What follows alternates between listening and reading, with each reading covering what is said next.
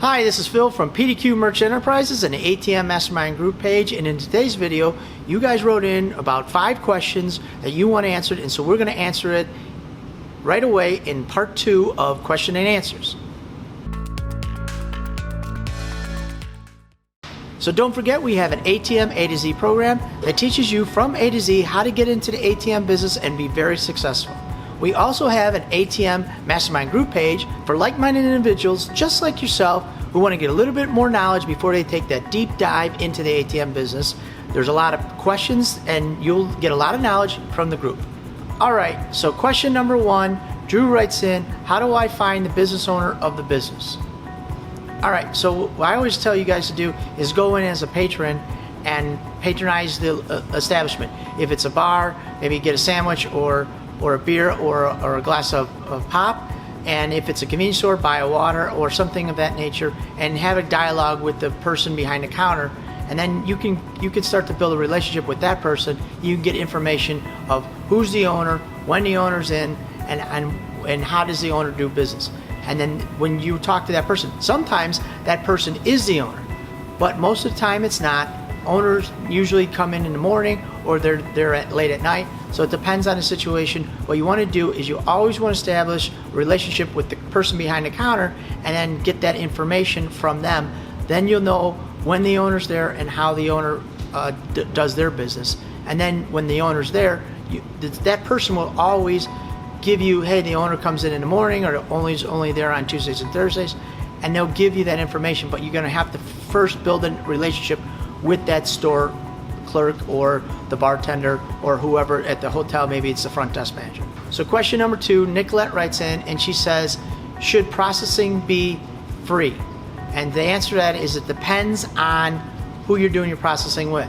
Most of the time processing is free, but when you start out in the ATM business, sometimes they charge for processing. What's been happening is processing, the cost for us is going up, and so we're passing some of that processing onto the ATM providers. And so what they've been doing, there's been a little bit of a shift over the last 10 years, is to start charging for processing. So if you're just got 1 or 2 ATMs, you could see a fee. It's not unheard of, it's not out of the ordinary, but it could happen, and so you want to be aware of that. And then as your volume increases, processing will go down from a fee down to 0. So I hope that helps, Nicolette. She also writes in question number 3 is, who gets interchange and should I get interchange? And the answer is a little similar to answer number 2, is it depends on how big your portfolio is and where you are. If you're just new to the game, you got 1 or 2 ATMs, more than likely you're not going to get any interchange. But if you got probably anywhere from 10 to 30 ATMs, you're going to be able to get some of that interchange money.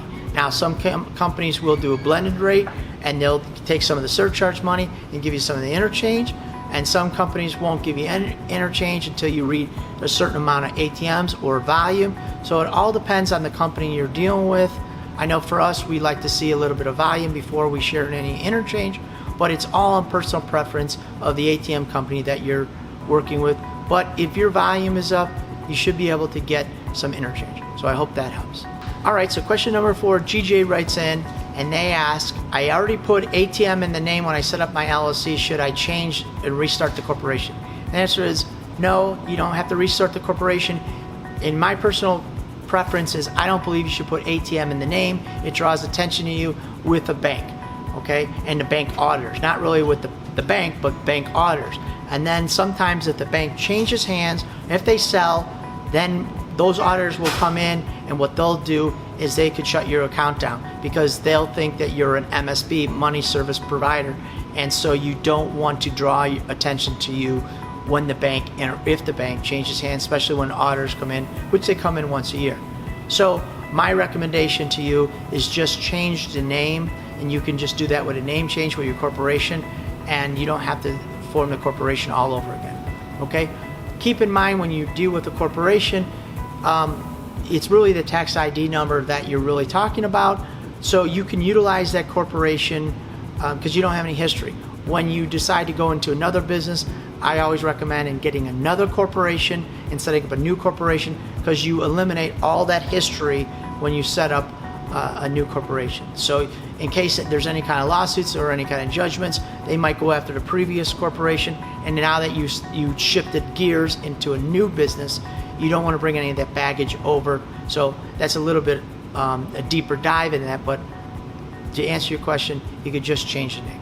All right, so question number 5, Damien writes in and he asks, how do I compete with the Cash App? I'm trying to put an ATM in a barbershop, and how do I compete with Venmo or the Cash App? The answer is very simply is you don't. You don't compete with Venmo or the Cash App. It's the same as if you put an ATM and they had credit card processing into the barbershop. There's not any reason to put an ATM in there if they're already utilizing the credit card machine. So where you want to put your ATM is into a spot that is basically cash only, and they're not utilizing the Venmo or the Cash App or Square device or credit card processing. You can always put it in there to see if it makes sense, and you can try it out for a little while. But in my experience, if there's a bunch of the barbers and they're all on the Cash App and that's their customers use, there's no reason for you to put an ATM in it, because that's what they're using. It's only when the barbers say, I don't want to do Cash App, I don't want to do Venmo, we don't have any credit card processing. Now you have a need. You're filling a gap at the barbershop, because there's no way for them to get paid if the guys don't have, or even in this case women, if they don't have cash. So what you're doing in every situation is you always remember, I'm filling a gap, I'm serving a need by putting in an ATM into their business, so there is a way for people to exchange the money and to get money. So I hope those tips are helpful. Always remember, we have the ATM Mastermind group page that's free to join for like-minded individuals just like yourself who want to learn a little bit more about this business before they take a deeper dive. And always remember to like and subscribe our YouTube channel. And if you guys got any more questions, always post them below and we try to answer those questions as soon as we get them. And thank you guys very much.